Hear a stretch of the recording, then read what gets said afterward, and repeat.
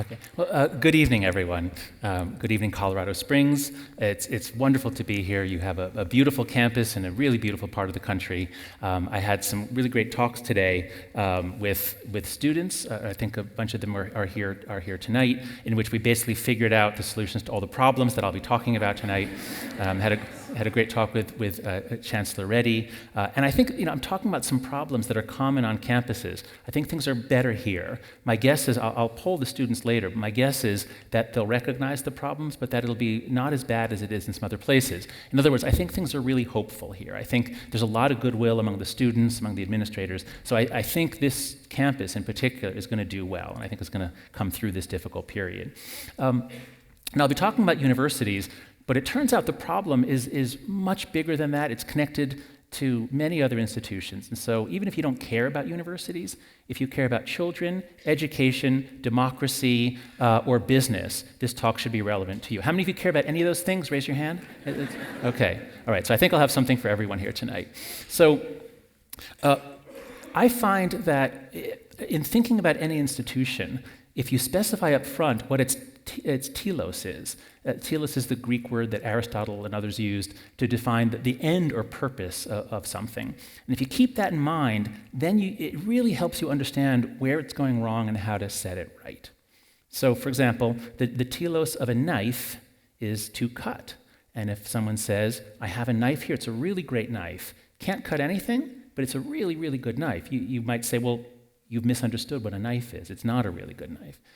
Or if someone says, I have a friend who's a doctor, and she's a fantastic doctor. She can't heal anybody, but she's great. Okay, you'd say, well, no, the telos of a doctor is to heal, it's health. So what is the telos of a university? Well, we have this image of ourselves. This is Raphael's famous painting, The School of Athens, with Plato and Aristotle in the center. And there's a lot of activity there, right? Are they fighting? Are they playing? They're disputing, they're talking, they're presenting arguments and then receiving counter-arguments. That's how we do our work in the academy. And it's all in service of what? What is our telos? Just call it out if you guess. What's the telos of a university? Okay, great. Truth. It's right there on the crest of many of our top universities. Truth. Veritas, or light, which is a sort of a stand-in for truth. Many of you from my generation remember the fictional Faber College. What was its motto from Animal House? Knowledge is good. So we have this idea of universities that they produce knowledge, they find truth, and then they pass it on along with the skills to find truth yourself as a student. And this university is no exception. The motto of the whole University of Colorado system is let your light shine. So again, this metaphor of light, truth, discovery.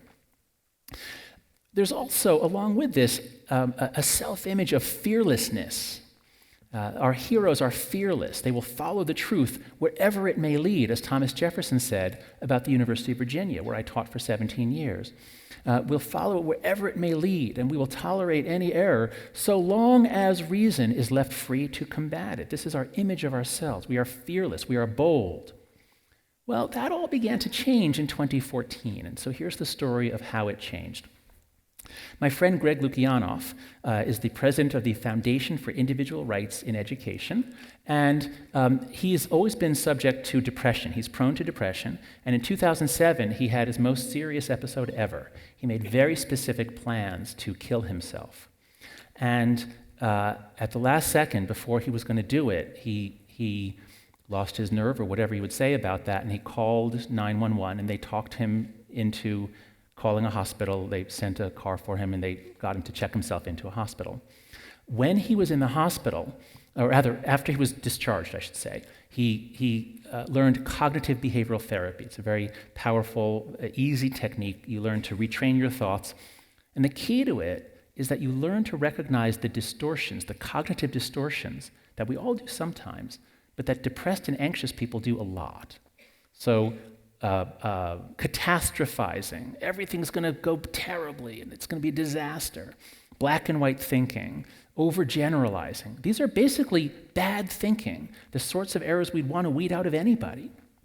And so Greg learned how to weed it out of his own thinking. That's what CBT is. He goes back to his job at Fire, Now, all of his work has been pushing back against administrators. It was always administrators who were restricting students' speech rights, never the students. It was always administrators who said, you can't say that, shut down this publication, we could get in trouble for it. But suddenly, from out of nowhere, around 2013, 2014, Greg starts seeing episodes in which the students themselves are trying to censor speech or protect themselves, as they said, from speakers or books or ideas. And so this is something new under the sun. He'd never seen it. So Greg invites me to lunch in May of 2014 because my first book, The Happiness Hypothesis, had talked about CBT, and so he wanted to talk to me about it. And he told me his idea, which is this weird stuff is happening. Somehow, colleges are teaching students to think in this distorted way. And if we're teaching them to think in this distorted way, aren't we going to make them depressed? Well, I thought this was a brilliant idea, because I had just begun to see this at NYU among students there. And so some strange things had been happening on campus, and I was reading about other things all around the country, and I thought this was just a brilliant diagnosis. So I said it was a great idea, you should write it up, and I volunteered myself as a co-author, and he accepted my self-volunteering, and we wrote it up as an article that was eventually published in The Atlantic in 2015. Now, the kinds of things that Greg was seeing, and that I began to see once I talked with him, were that from out of nowhere, students in 2014 began asking for trigger warnings. If a book is going to be assigned that has some upsetting content, students wanted to be warned before a book like Greek mythology or something would be assigned. Students were shutting down, shouting down speakers, disinviting speakers who didn't fit their ideas of a certain kind of political view. And they were asking for safe spaces. This was a term that, of course, many of us remember from Bosnia in the 1990s. But a safe space would be a place where you wouldn't be criticized, ideas wouldn't be criticized, you could speak without having people challenge you. Also, it was a place where if a disturbing speaker was coming to campus, as happened at Brown University, it wasn't really a disturbing speaker, it was a debate between two feminists, one of whom argued that America is a rape culture, the other argued that America is not a rape culture. Perfectly good thing to debate, but some students thought that we shouldn't allow someone to come onto campus and say that it's not a rape culture, because this could be invalidating to some women who had been victims of sexual assault and who believed that America is a rape culture. So they shouldn't have to suffer someone challenging their belief. And when the university president would not shut down the talk, the students went and created a space for these students who would be upset by this that had various ways to comfort and soothe them from their upset. Now again, they don't have to go to the talk, but it was thought to be dangerous to them. This was the kind of distortion that Greg was seeing. So our article comes out in August of 2015. There's a lot of discussion around it. A lot of people say that we're catastrophizing, that we're overgeneralizing from a few incidents, a dozen famous episodes on campus in the previous year. And so we have this interesting discussion about it. And then at Halloween that year at Yale, all hell breaks loose. There was a conflict over Halloween costumes. Now, nobody actually wore an offensive costume, but there was a big argument over whether the university can tell students what to wear. It escalated to gigantic protests. Students marched to the president's office. They gave him a list of many, many demands. He had to remake Yale. They gave him 1 week. They gave him an ultimatum. Give us your response in 1 week or else. And so he meets the ultimatum. And he gives them as much as he can. He tries to meet as many of the demands as he possibly can. And this is a smashing success, such a big success that now the protests go national. And at more than 80 universities within the next few months, similar marches, similar demands to remake the university, including many mandatory courses in certain ways of thinking, restrictions on speech, all sorts of changes that would make it very difficult to do our work. The episodes begin often with racial protests and demands about racial justice, but they quickly morph into just all kinds of demands. So at Oberlin, for example, there was a protest over banh mi, the Vietnamese food in the cafeteria. It wasn't authentic enough. So it becomes almost anything. A professor here at the University of Northern Colorado assigned our article to his class to test out, is it really true that students can't talk about controversial things anymore?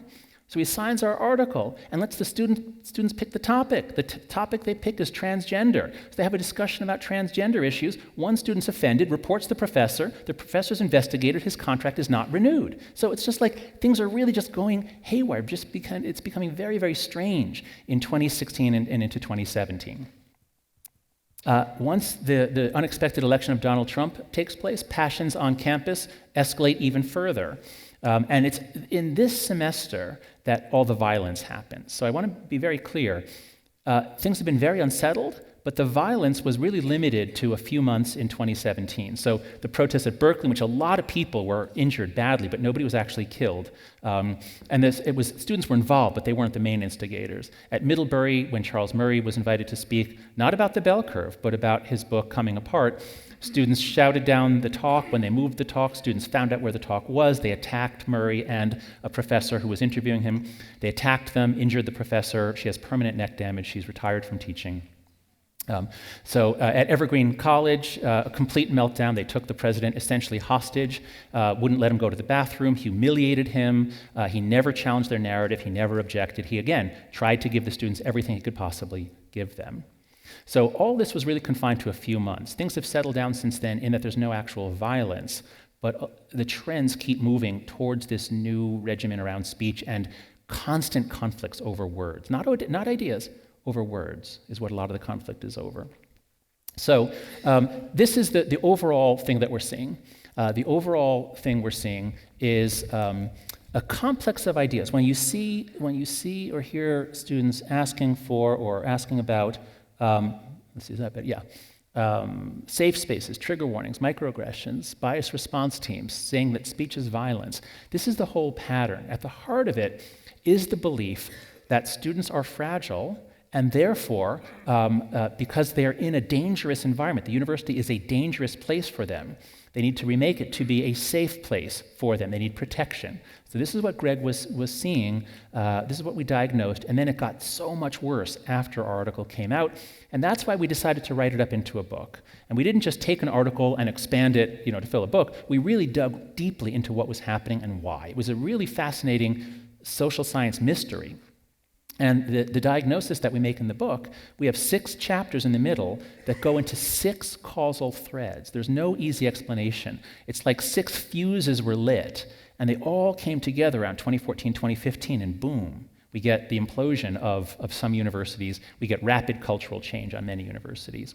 I won't go into this except that the 3 in red I will talk about. What I'm going to do instead of tracing out all the threads is tonight I'm going to focus on 3 really, really bad ideas. 3 ideas that are so terrible that if young people come to believe all 3, we can almost guarantee that they will live unhappy and unsuccessful lives. So it'd be really bad to teach this in college. But unfortunately, in many universities, in many parts of the universities, we do teach these ideas. So let me go through them. So the first, what doesn't kill you makes you weaker. Now, most of you recognize this is the opposite of Friedrich Nietzsche's famous dictum, what doesn't kill me makes me stronger, right? You've all heard that phrase in some form. And the reason why Nietzsche is correct, the reason why this dictum is true, is the psychological concept of antifragility. So this is a wonderful word. This is the most important word I can teach you tonight. You'll find a use for this all over the place. Nassim Taleb, the guy who wrote the book The Black Swan, he's trying to understand systems like the American banking system, which had collapsed in 2008, and he's one of the few people who predicted it, because he said, this whole thing has not been tested, and so if there's any challenge, it's not strong, it's going to collapse, and he was right. So after the financial crisis, he's thinking about this more generally. What's the word for systems that are not fragile, systems that get stronger the more you test them, the more you push them, the more you challenge them? What's the word? And there is no word in the English language. So the word fragility, so like glass is fragile, that's why we don't give it to kids to play with. We don't give kids a wine glass to play with because it'll break. We give them plastic because plastic is resilient. If a kid drops a sippy cup on the ground, it bounces, it doesn't break, but it doesn't get better. So what's the word for a material where the more you drop it, the stronger it gets? And there is no word. It's not resilient. And so Taleb coins the term anti-fragile. So examples of antifragility are bones and the immune system. So bones get stronger to the extent that you use them. If you take it easy on your bones, you don't exercise, or you stay in weightlessness for months, your bones will get weak. But the more you bang them around, the more you use them, the stronger they get. The immune system's the best example. Peanut allergies were very rare when I was a kid. The incidence in America has tripled, more than tripled, since the 1990s. Why? Well, it turns out it's only going up in countries that tell women to not eat peanuts while they're lactating. Avoid peanuts because some kids have peanut allergies. Well, it turns out this was exactly the wrong thing to do. And this was proven by a really clever experiment. It's just so straightforward. A group of immunologists recruited about 600 women who had recently given birth and whose kids were at risk of peanut allergy. And there happens to be an Israeli snack food called bamba, which is like a puffed corn, like a Cheeto type thing, but with peanut dust around it, so it tastes like peanut butter. So it's a very easy way to give, even a 2 or 3 month old can eat it and enjoy it and get peanut powder into his mouth. So what they did was they recruited these women and their babies, and these were only women who'd given birth to a kid with eczema or egg allergies or some reason to think that they had an immune issue, an allergy issue, and therefore they were more likely to have peanut allergy. And they told half of them, random assignment, half of them, here's a 5-year supply of bamba. Go feed it to your kid every week, and if the kid doesn't die, come back. And no, I mean obviously they had IRB approval. They were careful. They monitored the kids. But half were told, follow standard advice. Your kid might have a peanut allergy, so don't you go eating any peanuts because the proteins will come through in the milk. So what happens? In the standard condition where women followed standard medical advice, tested at the age of 5, they do a full immunological assay, they look at the immune response, 17% of the kids had a peanut allergy. So for the rest of their lives, every time they go to a restaurant, you've been with people with peanut allergy, it's hard, because it can slip in, they'd have to go to the hospital, so it's really bad. 17% will have to live with that. What happened in the group of kids that ate peanut dust? 3%. Only 3% had a peanut allergy. So we could largely eliminate peanut allergies by doing the opposite of what we've been doing, because the immune system is not fragile, it's anti-fragile. And if you treat an anti-fragile system as though it's fragile, you defeat its developmental plan and you cripple it, which is what we've been doing to our kids' immune systems. All right? Let's rerun that experiment. So this is why the subtitle of our book is How Good Intentions and Bad Ideas Are Setting Up a Generation for Failure. So that's a clear example in a biological domain. Now let's look at a psychological domain. So kids are fragile, right? I mean, in some sense they are, but actually kids are anti-fragile. That's the developmental plan that evolution worked out for mammal babies in particular that have to do a lot of brain growth. Kids are anti-fragile, but they sure look fragile when you bring them home from the hospital. And so we protect them. We're afraid for their welfare. We're afraid they're going to bang their heads. We're so careful with them. But if you're always there to protect them, if you protect them, then they don't learn how to protect themselves. And you have to always be there for them. And if you get into this habit in middle childhood, when they forget their backpack, you run to school and you bring the backpack. And then they don't learn to remember the backpack the next day because you're always there picking up for them. And if you are this kind of parent, then it never stops. And you have to be doing it when they're in college, and when they graduate, and when they get their first job, and when they get their first job evaluation. So I teach in a business school, and I now sometimes hear stories of business people who gave a tough evaluation to a young employee, and they got a call from the mother, because it never stops. So this is a really, really bad way to raise kids. And the evidence that we're doing this, the evidence that we're overprotecting our kids and that we didn't always do it, that this is new, can be demonstrated in a very simple way. So clearly we have a bunch of different ages here. We have all different ages here. So I'd like to ask you all, think back to your childhood. And I want to ask you all, at what age were you let out? And that means that you could go out without any adult watching you. You could go to a friend's house, a couple hundred yards away. You and your friend could maybe go down and, buy candy or ice cream or, if no sugar is allowed, pizza, whatever. You had some degree of independence. You could play outside, not the backyard, further away. So at what age? So just think of your number. So if that was first grade, you should say 6, okay? So what number? Now, here's how we're going to do it. If you were born before 1982, please raise your hand high. All right, so you are all Gen X or baby boomers. Okay, put your hands down. So just those of you who just raised your hand, I'm going to ask you to just yell out your number. How old were you? I'm going to sweep my finger around. When I point to your section, just yell out the age. What age? Yell it out.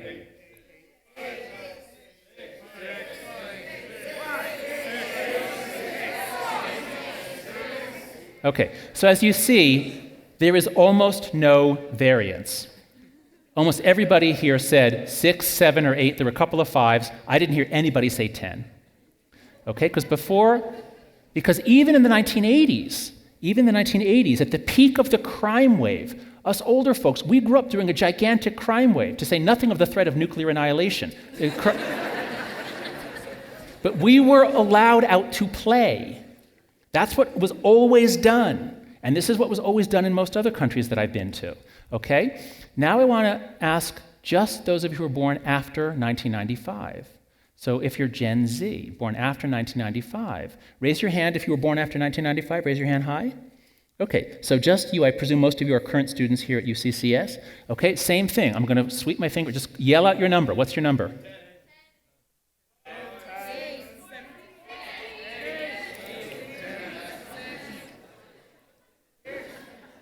Okay, so I hope you heard it. There's a lot more variance, right? So the mode was 10. That's what I always find. So 5th grade, 6th grade, the mode was now 10, not 6.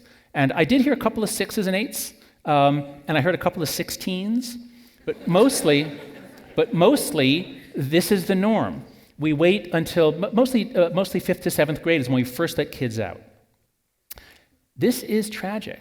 This is really terrible. Because it's in those years of middle childhood, sort of roughly ages 7 to 12, when kids all over the world take on adventures. The whole point of providing a secure base for your kid is that the kid can now go off and explore and challenge herself and extend her capabilities, and if something goes wrong, she can come back to the secure base. This is the basis of attachment theory. If you keep the kid on the secure base, the kid has no chance to learn. Kids are anti-fragile, and we don't let them develop it if we keep them under our watch. So, all the stories we used to tell about childhood, no more, because, the places you'll go, you might get hurt. Therefore, don't go. Peter Gray is a wonderful psychologist at Boston College. He's one of the country's experts on the psychology of play. All mammals play. It's necessary to wire up the brain. The bigger your brain, the more play you need. Humans need a huge amount of play, and we continue to play into adulthood. What happens then when we deprive kids of free play? What happens? And Gray argues psychopathology, mental illness. Because here are all the things that play does. When kids decide what game to play, decide what the rules be, get into conflicts, and work out the conflicts, what happens? They develop their intrinsic interest, learn how to make decisions, solve problems, regulate emotions, make friends, and it sure is fun. They have a lot of joy and pleasure. One of the most important things you learn in unsupervised play is how to take intelligent risks. And you see this when kids learn how to, say, skateboard. They don't just skateboard safely, they then start going down the stairs because they want just the right amount of risk. That's how they grow.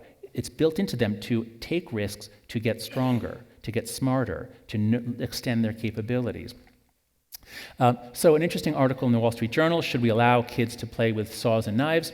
Alison Gopnik argues, well, actually, maybe yes.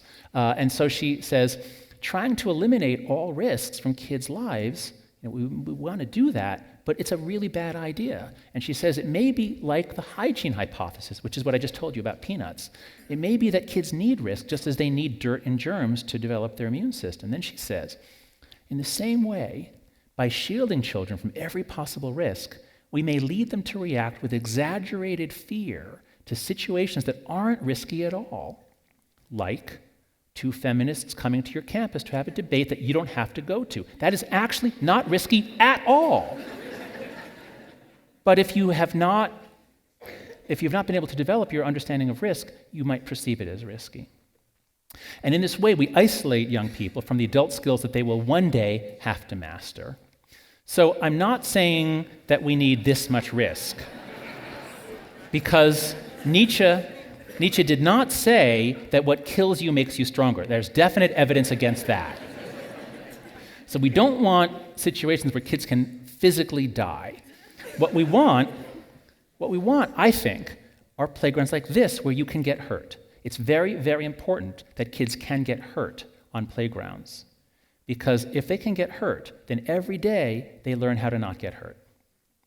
But if we take that away from them, if we give them only playgrounds like this, which is what my kids grew up on, then they don't learn anything. It's just not that much fun because there's not enough risk. The basic dictum of child rearing should be prepare the child for the road, not the road for the child.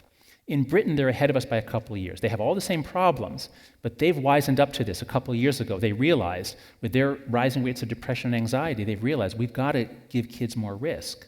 Now, they have many fewer lawyers than we do, so they can actually do it. So they've started putting construction materials out on playgrounds and let the kids play with it. And yes, you can hurt your fingers on the bricks, but look what this kid is learning. He is discovering independently Archimedes' principle of the lever. And he is going to jump on that board, and the bricks are going to fly up and teach him a lesson he will always remember, unless he has amnesia. In America, where we have too many lawyers, we do the opposite. If anyone gets hurt using a consumer product, we want to ban the consumer product. And yes, college students sometimes play with super soakers and snowballs. And yes, they sometimes get hurt. The American impulse is, well, let's ban super soakers and snowballs. And I really want to emphasize, we talk a lot in the book about safety and safetyism, the worship of safety. We don't mean physical safety. The students nowadays, or Gen Z, often talks about emotional safety. And so here's a meme that I found online. We are all balloons filled with feelings in a world full of pins. We can understand what that means, but do you really want to teach your kids that they are balloons full of feelings? Do you really want to teach them that the world is full of pins? What a way to cripple them. What a way to make them fearful. Taleb has wonderful advice. It's a really great book. And he points out that a candle flame is fragile. And so if you have a candle flame, you need to put like a hurricane lamp, a glass tube around it to protect it from wind. But a fire, once it reaches a certain size, a fire, the more you blow on it, the stronger it gets. And so Taleb says you want to be the fire and wish for the wind. That's what a college experience should be all about. Now, so this is the first great untruth. What doesn't kill you makes you weaker. That is wrong. I want to now go into this issue of rising anxiety and depression, which I think is related to what I just showed you. So it's really important for everybody to understand that there was a change of generations with birth year 1996, plus or minus a couple years. Kids born in 1996 are very different from the millennials. And so this is nationally representative data on how teenagers use their time. And what's been found is that the percentage of 12th graders who have a driver's license has been declining. This began with the millennials, but it's accelerating with Gen Z. The percentage who have ever had a drink is declining, which you might think is a good thing from a safety point of view, but it's related to a broader pattern of simply not having adult experiences. For example, the percent that have ever gone out on a date or had any sort of romantic interaction, plummeting. The percentage who have ever worked for pay, plummeting. Now, we used to expect when a student shows up on campus, they have learned to drive, have had some interaction, some romantic or sexual interaction. They've at least tried alcohol once, and they've maybe worked. And that's not generally true anymore. Students, in fact, Jean Twenge, who organized this data, says 18-year-olds today have the life experience of a 15-year-old from 30 or 40 years ago. And so we should really rethink, should we be sending 18-year-olds from high school to college? In the book, Greg and I recommend everybody should take a gap year. The whole country would be so much better off if students left home, worked. If you take kids from red zones of the country, have them work in a blue zone or vice versa, boy, would that do a lot for democracy, for the kids, and for universities.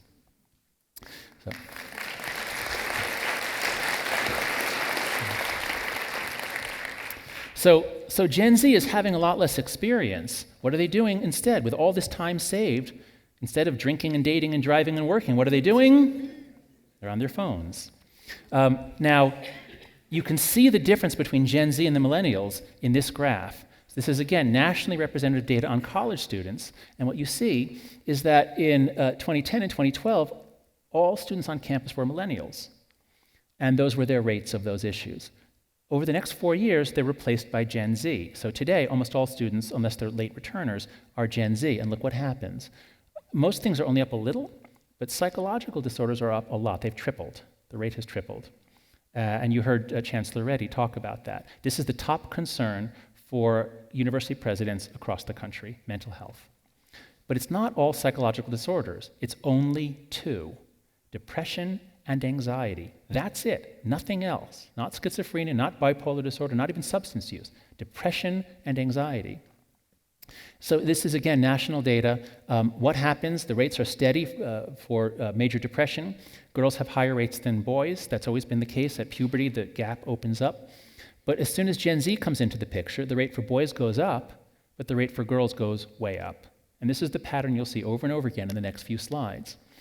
College student data, different data source. Again, millennials are stable rates, but when Gen Z comes to campus, males are up, females are way up. So we've all been talking about this for the last few years, and there are some skeptics. So Dr. Richard Friedman, writing in the New York Times, says, oh, come on, it's not real. It's just a moral panic. In fact, Gen Z is just more open. They're really good at talking about their feelings, at admitting that they're depressed. This is a good thing, that they're so honest. So those graphs, that's just self-report data. It's nothing to be worried. It's not a real epidemic. I believe he's wrong, and I can show you the data in two graphs. So this is, let's look at behavior, not self-report, behavior. Now, there's nothing to see in this graph. This is the boys. This is the rate, this is the number out of 100,000 teenage boys who are admitted to the hospital every year because they cut themselves or otherwise harmed themselves to the point where they had to be hospitalized. And what you see is that the rates are around 200, 250 per 100,000, and that there's no change at all, flat line, from 2001 to 2015. Okay? Now let's look at the girls. First thing to notice is that the rates are a lot higher. And that's always been the case. Again, girls have more internalizing disorders. That is, girls have more rates of diseases that make themselves miserable. Boys have higher rates of what are called externalizing disorders, where they make other people miserable. So it's alcoholism, drug use, crime, violence. Okay, so there are big sex differences, but what we're talking about here is especially hitting the girls. But no real trend up to 2009. What happens after 2009 is this.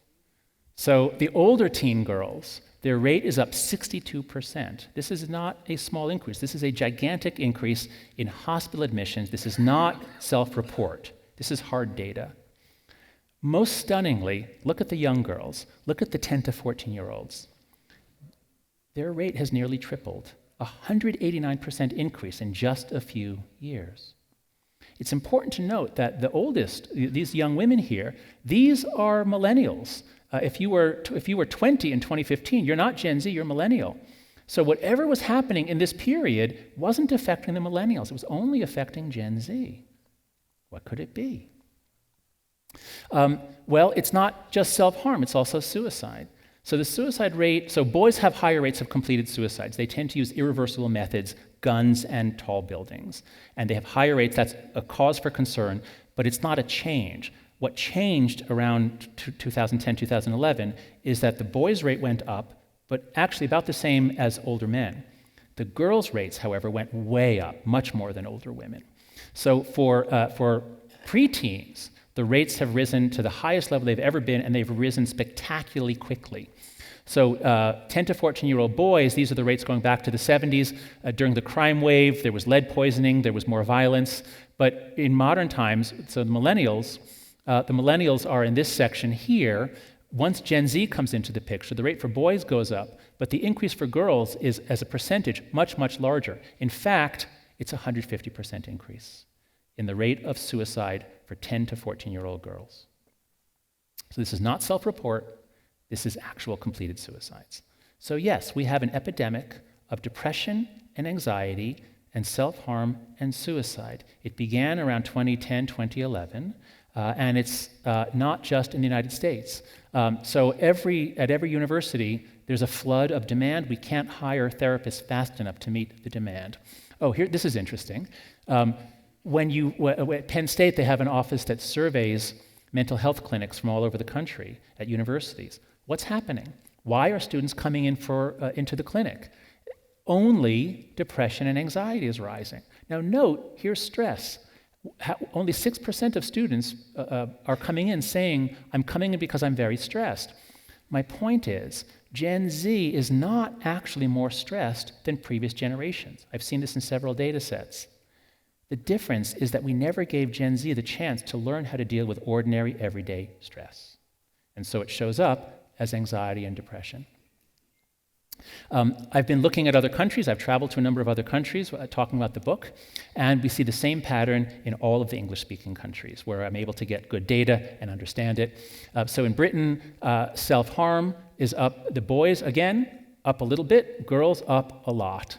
In Canada, same thing. Boys are up a little bit. Girls up a lot, especially in the higher age group. But again, as a percentage, this is the biggest percentage increase there, the younger teenage girls. In Australia and New Zealand, in Australia, the trend is not as sharp, but again, we see the same trend for mental illness, meaning depression in this case. In New Zealand is really interesting because it's the last English-speaking country that lets kids out to play. They play rugby. They have this idea that they say, take a concrete pill, toughen up. New Zealand they're much tougher than the rest of us. And I was hopeful that in New Zealand, things would be different. And they were. The trend is just starting in New Zealand. And as they say in New Zealand, every bad idea from America comes here 3 to 5 years later. So why is this happening? And what I'm telling you tonight, the case I'm trying to build, is that we weakened the whole generation because they're anti-fragile, but we treated them like they're fragile. So we weakened their defenses, we weakened their toughness, we made them more delicate. And then social media came in. For the same generation that was weakened, social media comes in just as they're reaching puberty.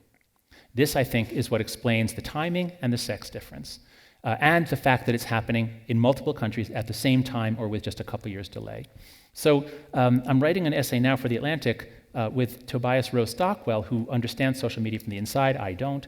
And what I've learned is that social media was actually a pretty nice place in its early years. There was Friendster, there was MySpace, there was the Facebook, as it was originally called. And these were just glorified address books that let you link to your friends and display a few things about yourself. They were pretty nice.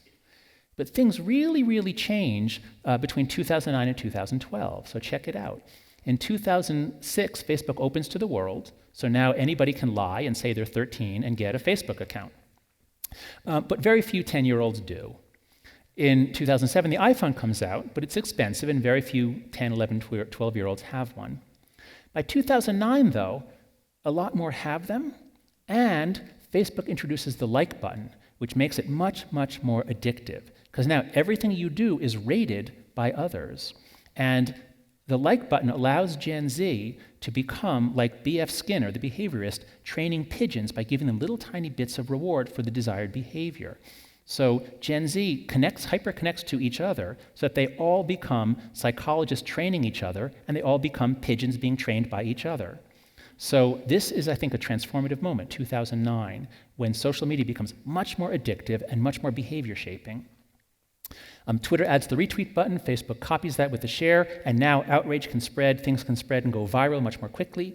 So between 2009 and 2012 is the key period when social media changes, becomes much better at fomenting outrage, much better at addicting people, sucking them in and keeping them on. And this is the 2-year period when American teenagers go from mostly not online to mostly online. Online, I mean on social media, daily use. So before this, kids would often go over to each other's houses, and they would talk face to face, and they would do things together. After this, they mostly go home, sit on their bed, and interact via their phone. And this might have been great. We might have thought, and I thought, maybe this will make them super social if they have all this social interaction. But that doesn't seem to be what happened.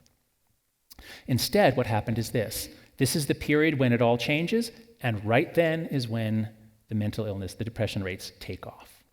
Social media also perfectly explains the sex difference. Why are boys doing a little worse, but girls in every country that I've looked at are doing much worse?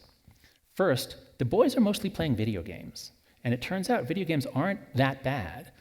They can push out everything else. The kids can become, pasty and vitamin D deficient, but it doesn't do the bad things that we thought. It doesn't make them crazy killers. Social media, though, is worse than we thought, I believe. So girls use social media more. Girls are more affected by constant social comparison.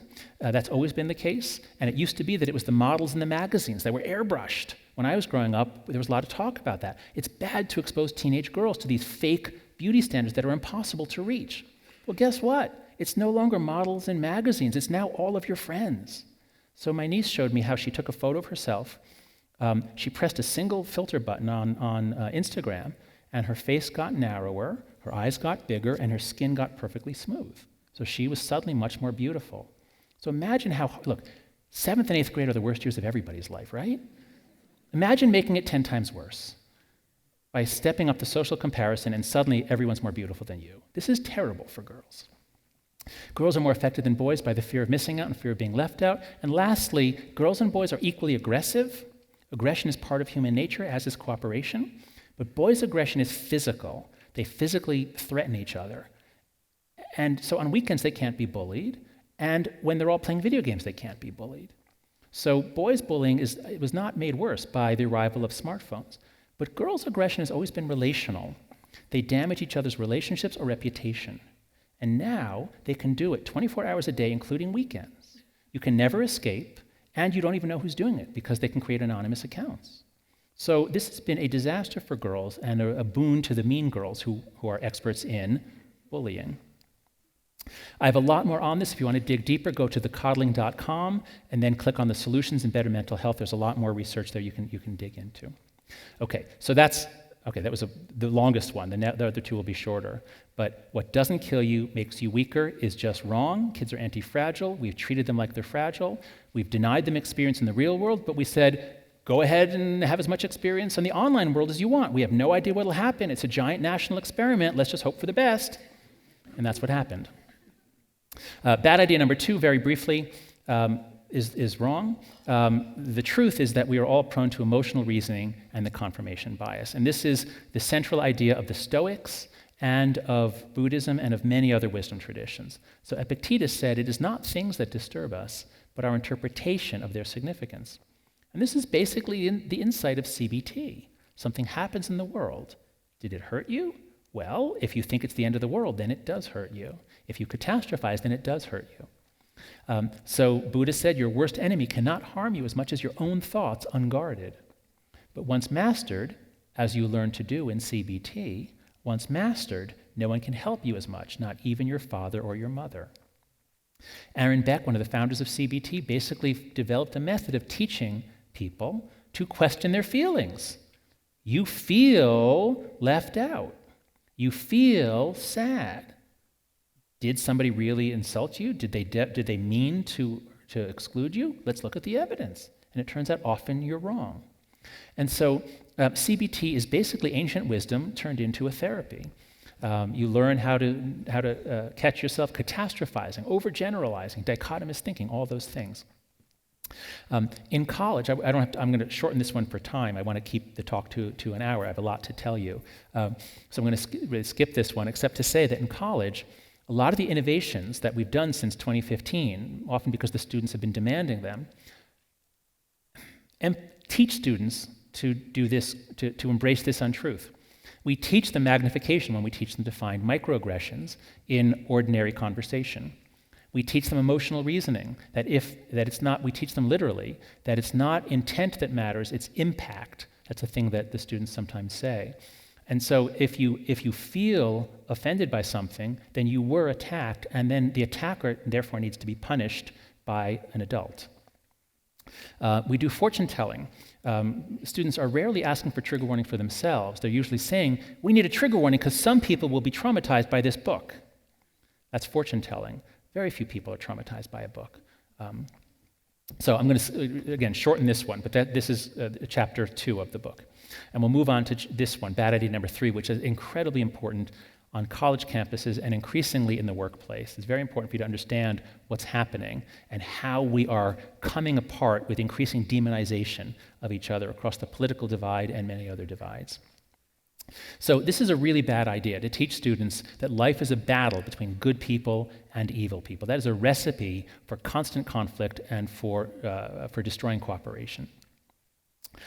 What's true is that we are all prone to dichotomous thinking and to tribalism. These are our default. These are easy. You don't have to teach people to do this.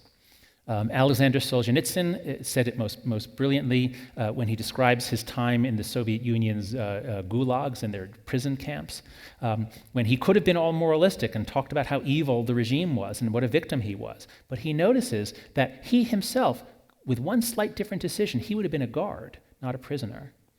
And so he points out that the line dividing good and evil cuts through the heart of every human being. We're all capable of good and evil. We all do good, we all do evil. Combine that, and of course this insight is common to all the wisdom traditions. Why do you see the speck in your neighbor's eye, but you do not notice the log in your own? We're all hypocrites. We're all good, we're all evil. We all need to be more morally humble. But instead, what do we teach students on campus? Oh, just to bring in also, in addition to our dichotomous thinking, we're all prone to tribalism. This Bedouin proverb captures the logic perfectly. I against my brothers, I and my brothers against my cousins, I and my brothers and cousins against the world. We're really good at doing us versus them. Whatever the level of attack is, we organize and we fight them. So you put this all together and you get the culture of the call-out culture that has spread across campuses since 2014, 2015. So here's a great description of it from a student at Smith College in Massachusetts. She says, during my first days at Smith, I witnessed countless conversations that consisted of one person telling the other that their opinion was wrong. The word offensive was almost always included. Members of my freshman class quickly assimilated to this new way of non-thinking. They could detect a politically incorrect view and call the person out on their mistake. And I want you to think, those are your students here, I want you to think, do you see that here? And I have no idea what the answer is going to be. I imagine it's better than at Smith, but I don't know what we're going to find here. But she says, I began to voice my opinion less often to avoid being berated and judged by a community that claims to represent the free expression of ideas. I learned, along with every other student, to walk on eggshells for fear that I may say something offensive. That is the social norm here. So that's a very good description of call-out culture. It chills speech because people are afraid not of being punished by the officials, but of the social shaming, the calling out, the attack by fellow students. So my question, so if you are a current student at UCCS, please raise your hand high right now. Okay, so just you, okay, put your hands down now. Now my question is, 2 questions. The first is going to be, does this characterize the overall climate here at school? And then the second is, have you seen evidence of it in some places? So first, does this characterize the overall climate at the school? Raise your hand high if you'd say yes. Okay, great. Only about 3 people. Great. And raise your hand if you'd say no. Current students, raise your hand and say no. Okay, great. So you'll be very pleased to know that I did this demo at UC Boulder last night, and most of them said that actually they did see it at Boulder. So you're doing much better than Boulder. I imagine there's some rivalry. Yeah,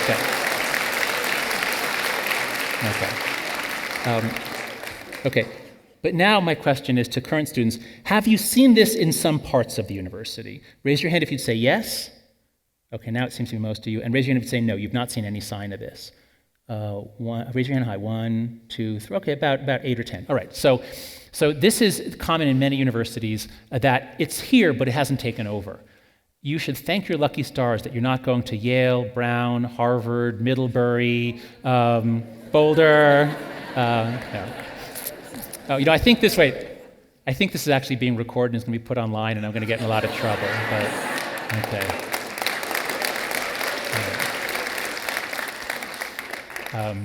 Okay. So a call-out culture does not just affect the students, because we faculty are also afraid of the subset of students who do the calling out.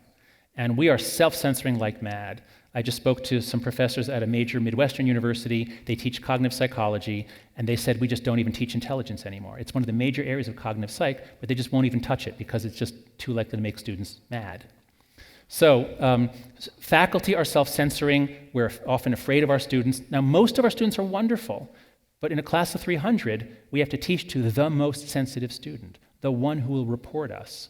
And many universities have implemented a bias response team so that students can report us anonymously. Now, central to this new way of thinking, where you see offenses everywhere, is the notion of intersectionality. And I want to be very clear that, this is part of the culture war, and you can tell where people are, how they talk about political correctness and intersectionality, and most people are either on the left or the right, and they're all yelling at each other. I don't do that. I assume good intent, and I find good ideas everywhere, and this is a good idea. Kimberly Crenshaw, who developed the concept in the late 1980s, pointed out that we all have many identities, and your experience as a human being is not the sum of those identities. They interact and intersect in ways that produce new outcomes. So if you're a black woman in America, your experience is not just the sum of being black in America and being female. That there are unique indignities, obstacles, dangers, problems that affect African American women. And if you don't understand that, then you won't hear them. You won't see certain problems. So it's a great idea, and she has a TED Talk, which is excellent. I agree with everything she says in the TED Talk. But when you take this idea onto campus and you teach students to think about identities in this binary way, where there's like this. This is a diagram from the 1990s. You teach students to see that everyone exists at a certain point on these binary dimensions. Either you're white or you're non-white, and if you're white, you are privileged, and if you're non-white, you are oppressed. And either you're male or non-male, and if you're male, you're privileged. Now, these are not just descriptions of possible dimensions of identity paired with objective facts about equality, inequality. It's not just a description. This is a moral map, because the people above the line are oppressors. Therefore, they are morally bad. And the people below the line are victims, and therefore they are morally good. And so, as it's taught on campus, we actually teach students to see the world in terms of good people versus evil people, good groups versus evil groups, and constant conflict over a zero sum, a fixed pie. Life is a battle between groups over a fixed pie. Now, this diagram is from the 1990s, but just last week, a friend of mine sent me this. This is just to point out that the intersection of evil is the heterosexual white male. They are the cause of our problems. They are the locus of evil, is the lesson that follows from this. Now, just last week, or 2 weeks ago, a friend of mine sent me something that a student of his gave him. This is at an Ivy League school in the Northeast, and she went to a leadership training course. So this is how to be a leader, and they were teaching intersectionality. Let's zoom in. So what the students were taught are that you should look at society and you should see that there's a privileged group, which is cisgender men. They're the privileged group and the oppressors. And then there's an oppressed group. Everybody else is oppressed by the cisgender men. That's the way you should look at society.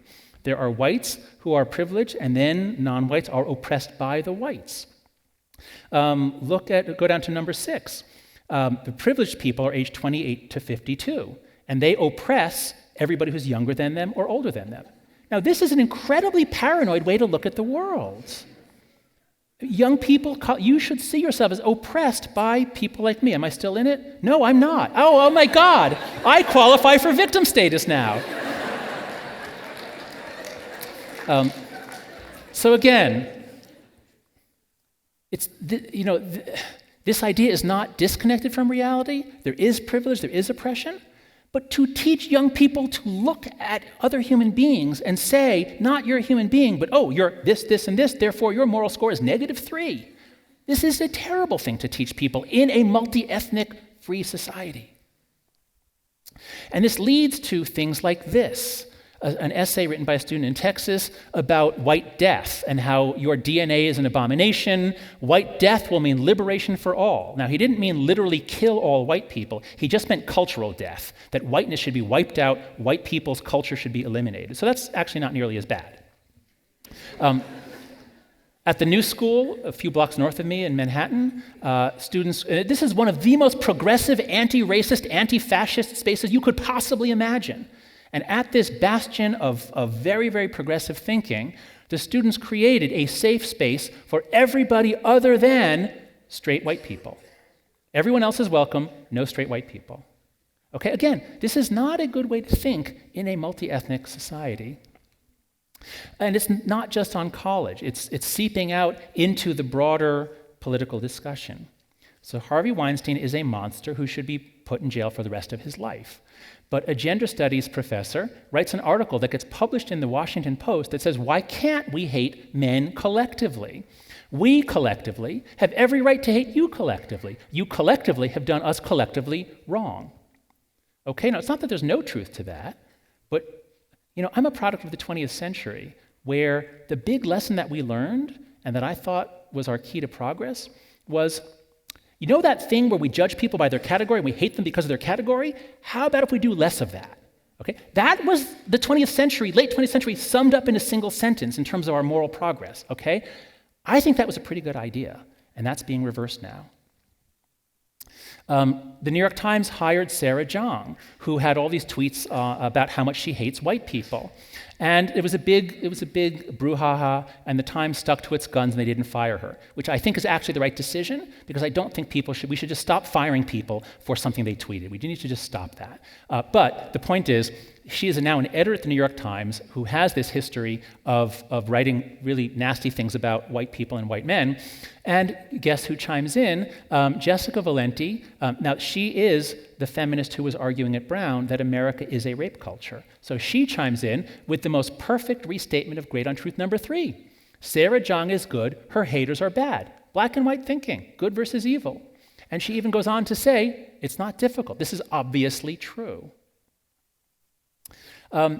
Here's the good news. Guess what?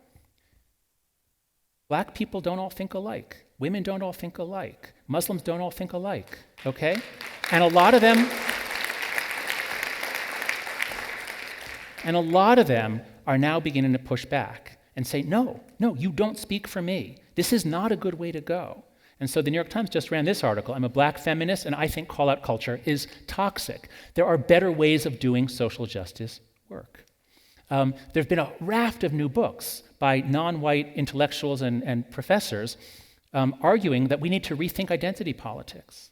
And what Greg and I do in our book is we say, common enemy identity politics is terrible. It's divisive, it's bad for the very people doing it, it just leads to constant conflict, it's the wrong thing to do if you want to create a welcoming, inclusive society.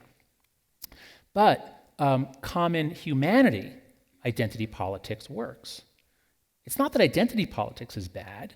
Groups need a way to speak up for their interests. So you never would want to ban identity politics while leaving in place every other kind of politics. But if you do it by starting from a position of love or inclusion or common humanity, then it actually works. It's better for the people who do it. So and it's the only way forward if you want to create a diverse, welcoming society. So Pauli Murray was a woman who was she was a gay, or possibly we might now say trans, woman who was ordained as an Episcopal minister and then got a law degree from Yale. A new residential college is named for her. And she wrote in 1946, well before Martin Luther King came on the scene, I intend to destroy segregation by positive and embracing methods. When my brothers try to draw a circle to exclude me, I shall draw a larger circle to include them. So you still need political activity, but if you do it within a framework of love and inclusion, it actually works. The Dalai Lama tweeted this last year. I'm Tibetan, I'm Buddhist, and I'm the Dalai Lama, but if I emphasize these differences, it sets me apart and raises barriers. What we need to do is pay more attention to the ways in which we are the same as other people. So this is identity politics, but done in a common humanity way.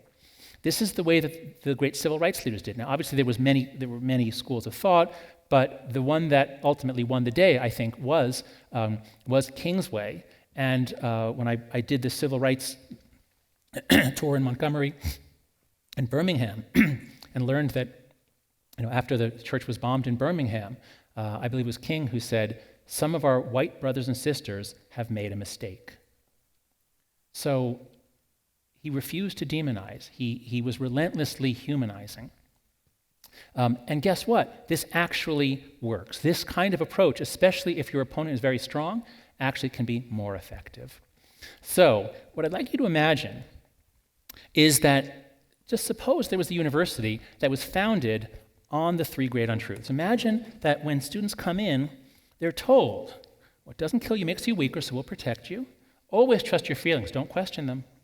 And life is a battle between good people and evil people, and we'll teach you to tell who is who. Imagine what it would be like to go to a university like that. Conversely, imagine a university that taught you instead, we're going to prepare you for the road. We're not going to change the road here for you. We're going to prepare you to actually graduate and be successful. And we're going to teach you, you know what? You've got to learn critical thinking. If you feel something, look for evidence. Question it. You might be wrong. And if we taught you that, you know what? Life is really morally complicated. And that's what we're going to talk about when we read great literature. It's really complicated. And don't just go with your first judgment. And so when I Googled UCCS, I think it was actually kind of revealing that the first picture that came up was this like rainbow, and you say, let your light shine, or whatever was in your motto. So I thought that worked out pretty well. All right, so now to wrap up, I want to now, I hope I've laid out what the problems are on campus and why they're spreading. Just in the last few minutes, I'm going to go through what can we do. So, raise your hand if you are a parent whose kids are younger than 16. Raise your hand high. Okay, so I'm speaking to all of you. Please, when you go home, please go to letgrow.org. It was started by Lenore Skenazy, who wrote the book Free Range Kids. She's brilliant, she's funny. I co-founded it with her, I'm on the board, but she really runs it. All kinds of ideas for how you can give your kids more freedom, build on their innate antifragility. Second, to all of you who are parents or who will have kids soon, here are 3 simple rules to solve what is the most pervasive problem. It's the thing that all parents talk about when they're together. It's really getting annoying and boring, but here are 3 rules that can actually really help. This is what I do in my home. First, all screens out of the bedroom by a set time. There's no reason why teenagers should have any kind of screen in their phone or in their bedroom overnight, because some actually leave the alerts on, and even if they don't, when we wake up in the night, we all wake up in the night at times and just go right back to bed. But if your phone is there, some will check it and check it and check it and have anxiety and not go back to sleep. And that's just bad all around. Second, no social media until high school. Your kids are going to say, but Mom, everyone else is on it. And that's unfortunately true. But what I'm working to do is get it known that this is just so bad for junior high school kids, and especially elementary kids. We need to make a concerted effort as a society to just keep it out of middle school and younger. High school, we're not going to be able to keep it out of, but don't let kids have it until they're in high school. And third, agree on a time budget. You don't want to be monitoring your kids all the time. Are you on your phone again? What are you doing? What are you doing? No, I'm doing language training. It's okay, Mom. Oh, okay. You don't want that kind of constant monitoring.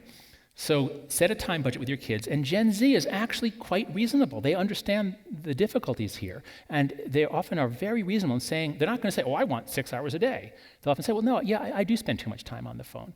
How about 2 or 3, 3 hours, some number. But work it out with them. And then you can use the screen time controls or other things that are very, very effective. Third, I urge you, anybody with any political connections in this state, are there any state legislators here, or does anybody know a state legislator? Raise your hand. Okay, good. There's several of you. Please contact the state legislator you know and urge them to pass a free-range parenting bill in Colorado. Utah has led the way. Utah is showing you up. Colorado is vastly inferior until you match them by passing. And what it does, in Utah, they passed a law that specifically says that giving kids freedom, that letting kids go outside is not automatically neglect. Which means that if your kids go play in a park, you can't be arrested unless you also abuse your kids. But if you just let them play in a park when they're 8, 9, 10 years old, you can't be arrested for that. And that gives parents the confidence to actually send their kids out to learn things. I want to emphasize that the current regime in which we're all terrified that that a neighbor's going to call and report us if our kids are spotted in the wild is hardest for poor single mothers. Married middle-class families can afford childcare, they can shift off, they can constantly supervise the child, never leave him unguarded. But if you're a single mother with an 8-year-old kid, why can't the kid walk home from the bus stop? Why do you have to come home from work or hire a babysitter for an 8 or 9-year-old kid? When you yourself, all of us, spent time alone when we were 7 and 8. Anyway, please pass a free-range law here in Colorado. There's already talk about it, so talk to your legislators about this. Second, how many of you here are professors or administrators at the university level? Please raise your hand high. Okay, great, about 15 or so of you. I urge you, if you run any organization, this applies too, talk constantly about antifragility, and that will justify all the other policies that you might do that will actually make students stronger. So Ruth Simmons, first African-American president of an Ivy League school, said, "Learning is the antithesis of comfort. The collision of views and ideologies is in the DNA of the academic enterprise. We do not need any collision avoidance technology here." And that allowed her, when students demanded that she shut down a speech by, I think it was David Horowitz, she said no. In fact, she went to the talk to demonstrate, you know what? You can learn from this. You can get stronger. Especially college administrators, everybody is facing this mental health crisis. Why not teach CBT to incoming freshmen? It won't just help those with depression, anxiety, it gives them a vocabulary for critical thinking. It helps everybody. And third, if you run any sort of organization, please consider using Open Mind. It's a program I developed with my colleagues. It uses basic research in moral psychology. It walks students through 5 steps: cultivate moral humility, learn some psychology, why we do confirmation bias, why you will benefit from having people disconfirm your ideas, how do you start a conversation, and we have evidence that it works. I won't go into this, but it's free online. Get a link, send it out to your employees, members of your congregation, the PTA, whatever it is, any group that is experiencing political conflict. If you all do this together, things should get a lot better. Finally, everybody who raised their hand before, I invite you all to join Heterodox Academy. Josh was one of the first 10 members of it. We're a totally nonpartisan group. We're evenly balanced on the political spectrum. We love universities. We're not trying to help any party. We're trying to help universities by saying we need to actively work to safeguard and increase viewpoint diversity.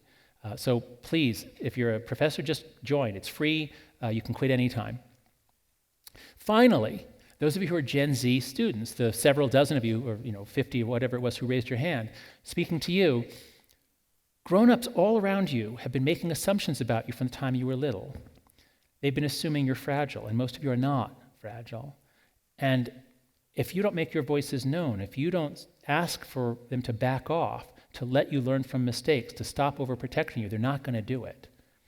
So now that you've heard this talk, or if you've read the book, you have a language for saying, back off. We can handle this. We'll help each other. We'll work it out ourselves. If you want a cause to advocate for, I would say advocate for helping the next generation behind you to not have the levels of anxiety and depression that you have. Especially if you care about girls' and women's issues, this is incredibly important. And finally, to all of you who are Gen Z and also millennials, anybody who's still relatively young, I urge you to embrace antifragility, and here is a great way to end the talk. The best statement on antifragility ever was given by Van Jones. He's a Democratic activist who was in the Obama administration. He's a very progressive, politically left activist who actively seeks out engagement with Republicans and conservatives, who is civil, forceful but civil. He's a great example for us in our time of polarization. He was interviewed by David Axelrod, who runs the Institute for Politics at the University of Chicago. And I'll just play you about 2 minutes of it. Okay. Look, it's yours. Okay, wait a second. Let me just pause this. Okay. So there had just been, it wasn't quite a shout down. A member of the Trump administration was going to speak on campus, and some students were protesting. They were going to shout it down. I don't remember what happened. But right after that, Van Jones is a guest on David Axelrod's podcast or show. And Axelrod says, we just had this episode. What do you think about it, Van? And listen to his response.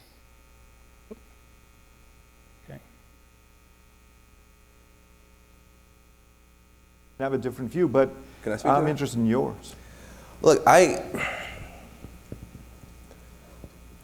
don't like bigots and bullies. I just want to point that out. I'm against bigots, I'm against bullies. So just leave that as it is. Those who like bigots and bullies, raise your... Yeah, exactly. But I'm going to say I got tough talk for my liberal colleagues on these campuses. And they don't tend to like it, but they tend to like me, so I can get away with it. So I'm going to keep trying to push. Let's test the proposition. Exactly. I want to push this.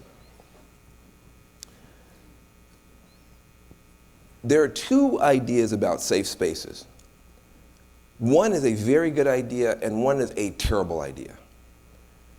The idea of being physically safe on a campus, not being subjected to sexual harassment and physical abuse or something like that, or being targeted specifically personally for some kind of hate speech, you are an N-word or whatever, perfectly fine with that. Perfectly fine with that. But there's another view that is now, I think, ascendant, which I think is just a horrible view, which is that I need to be safe ideologically. I need to be safe emotionally. I just need to feel good all the time. And if someone says something that I don't like, that is a problem for everybody else, including the administration. And I think that is a terrible idea for the following reason. I don't want you to be safe ideologically. I don't want you to be safe emotionally. I want you to be strong. That's different. I'm not going to pave the jungle for you. Put on some boots and learn how to deal with adversity. I'm not going to take all the weights out of the gym. That's the whole point of the gym. This is the gym.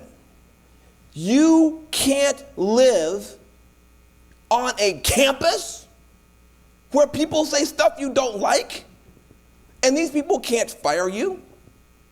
They can't arrest you. They can't beat you up. They can just say stuff you don't like, and you get to say stuff back. And this you cannot bear.